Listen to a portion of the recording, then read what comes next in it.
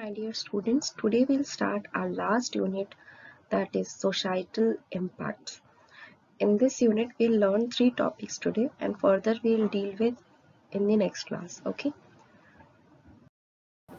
So in societal impact, students, today we'll learn about digital footprint. What do you mean by digital footprint? A digital footprint, sometimes called digital dossier, is a body of data that you create while using the internet. It includes the website you visit, emails you send, and information you submit to online services, and can be tracked back by an individual. So there are basically two types of digital footprints. First one is passive digital footprint. So what do you mean by passive digital footprint? Passive digital footprint is created when data is collected without the owner knowing. More personal aspects of our passive digital footprint is your search history, which is saved by some search engines while you are logged in. Okay. Now second one is your active digital footprint. The active digital footprints are basically created when a user, for the purpose of sharing information about oneself by means of websites or social media, deliberately, and active digital footprints include data that you know, okay, that you know, and intentionally submit online. Sending an email contributes to your active digital footprints since you expect the data be seen and or saved by another person. The more email you send, the more your digital footprints grow. Okay, students, so there are basically two types of digital footprint. First one is passive, which you don't know, the owner doesn't know. The second party used to save the informations, and the active digital footprint is the person which you are, and storing the information by knowing yourself. Okay, now publishing a blog and posting social media updates are another popular ways to expand your digital footprints. Every tweet you post on Twitter, every status update you publish on Facebook, and every photo you share on Instagram contributes to your digital footprints.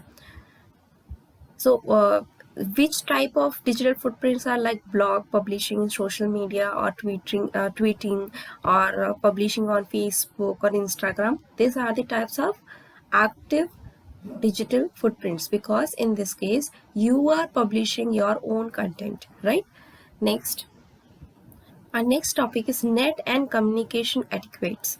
So netiquette means what first? Netiquette is short for internet etiquette. So just like etiquette is a code of polite behavior in society, netiquette is a code of good behavior on the internet. So this includes several aspects on the internet, such as email, social media, online chats, web forums, website comments, multiplayer gamings, and other types of online communication. While there is no official list of netiquette rules or guidelines, the general idea is to respect others online.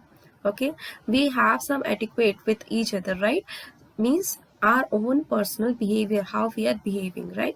So in internet, while chatting, while using social media, while using email, while using web forum, we should have some netiquette. Netiquette means what? Internet etiquette.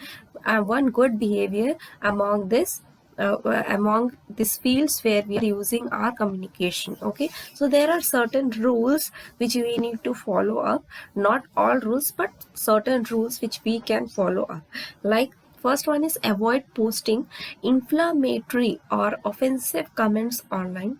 Okay, we should not post any type of comments which is not of which is offensive, which could not be acceptable by the person, or which is vulgar. So we should not post that particular type of comments in social media. Next is here. So the second part is respect others' privacy by not sharing personal information.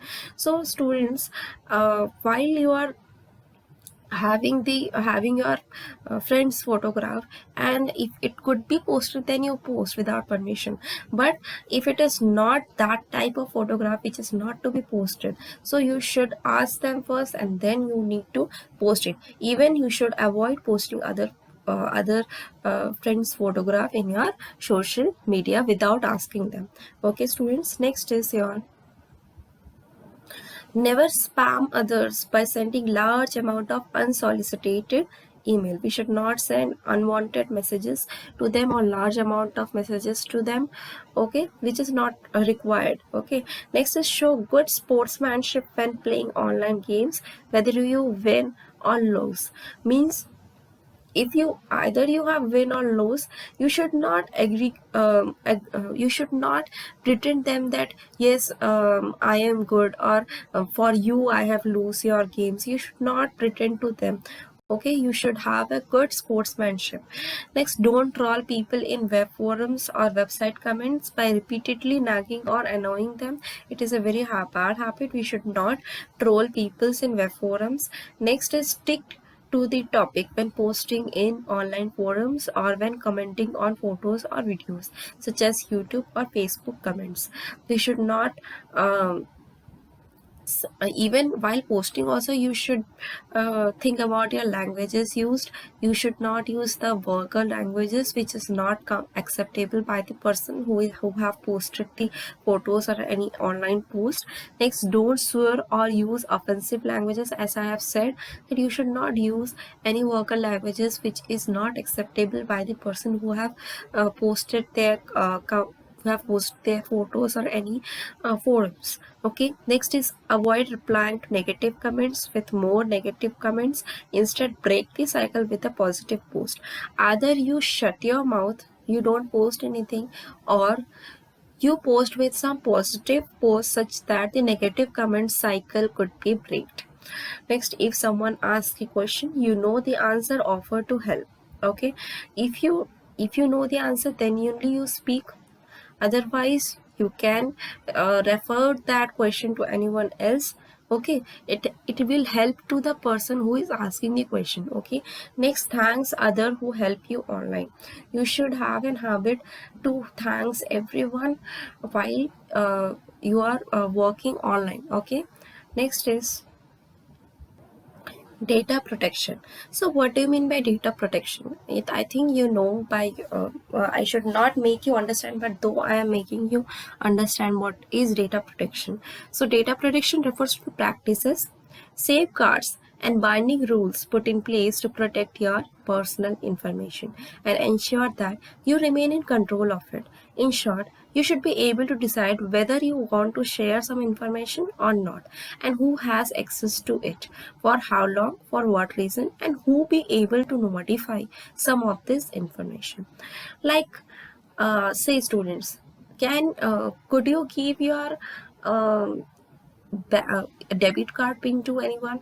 No, I think no. But yes, you can give the pin to your parents such that they could use your card in need. Okay. Next is your Facebook account details. Could you give that Facebook account details to anyone? No, right? So that short informations are to be protected by you, right? So for that you should have some data protection rules, right? So personal data is any information relating to you, whether it relates to your private, professional or public life.